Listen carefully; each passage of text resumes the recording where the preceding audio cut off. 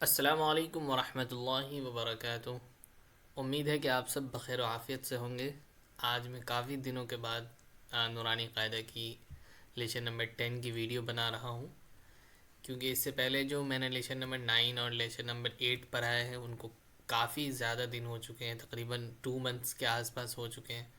تو میں چاہوں گا کہ آپ کو صرف تنوین سمجھا سکوں اور اس کے بعد پھر لیسن نمبر 10 سٹارٹ کریں گے، کیونکہ وداؤٹ تنوین اور نون ساکن کو سمجھے ہوئے آپ لیسن نمبر 10 کو سمجھنا مشکل ہوگا۔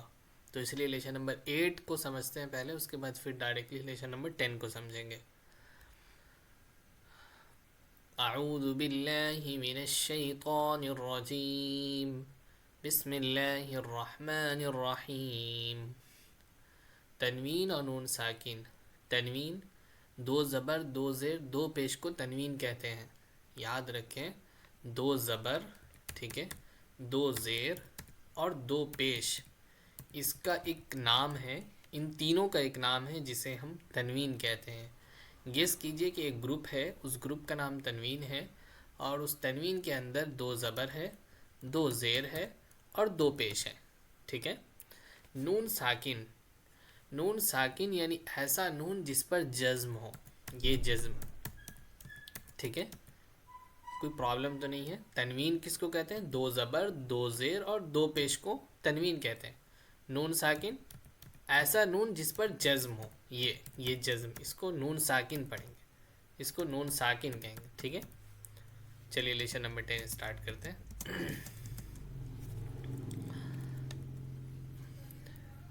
تنوین اور نون ساکن کا قاعدہ نمبر 2۔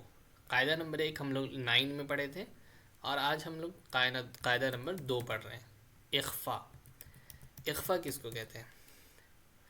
حروف اخفا 15 ہے، قا، تا، سا، جیم، دال، زال، زا، سین، شین، صاد، ضاد، طا، ظا، فا، قاف، کاف۔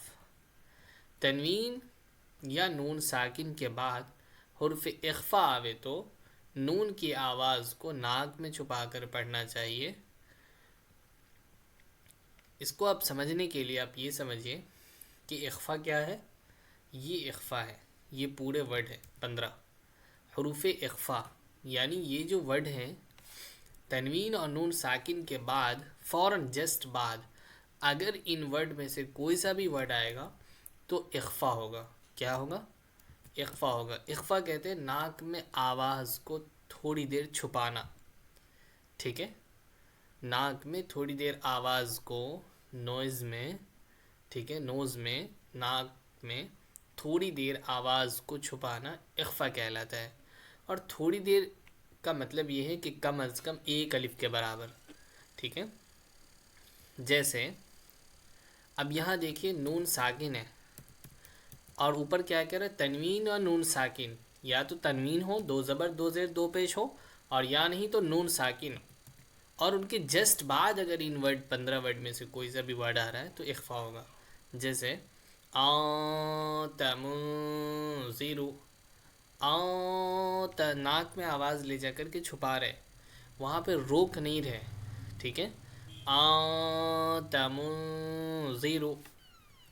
اسی طرح سے کراما کاتبین، کراما میں دیکھیے میم پہ کیا ہے؟ تنوین ہے، یعنی دو زبر ہے، اور دو زبر کے جسٹ بعد حرف اخفا کے 15 حرفوں میں سے کاف آ رہا ہے، یہ دیکھیے کاف ہے، ٹھیک ہے۔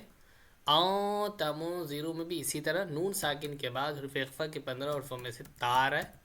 مو زیرو میں نون ساکن کے بعد حرف اخفا میں سے زال آ رہا ہے، اسی لیے یہاں پر اخفا ہوگا، ناک میں آواز کو تھوڑی دیر چھپا کر کے پڑھیں گے۔ اسی طرح سے کنت ترابن، کون اخفا، کیونکہ نون ساکن کے بعد تا آ رہا ہے، اور نون ساکن دیکھیے تا ہے دو حرف اخفا پہ۔ اسی طرح سے یتیما میں بھی اخفا ہوگا، کیوں؟ تنوین ہے، اور تنوین کے جسٹ بعد فا آ رہا ہے، ٹھیک ہے، اور فا دیکھیے اس میں ہے حرف اخفا میں، ٹھیک ہے۔ اسی طرح سے کتاب فیہی میں دیکھیے با پر کیا ہے؟ تنوین ہے، یعنی دو پیش ہے، دو زبر دو زیر دو پیش کو تنوین کہتے ہیں، اور دو پیش کے جسٹ بعد فا آ رہا ہے، اور فا حرف اخفا میں ہے، یہاں پر کیا ہوگا؟ اخفا ہوگا، یعنی اس کی آواز کو ناک میں چھپا کر کے پڑھیں گے. کتاب فیہ. تو چلیے ایک بار پوری پریکٹس کر لیتے ہیں. انت منذر کراما کاتبین کنت ترابا یتیما فآوى من دخله رسول کریم نارا ذات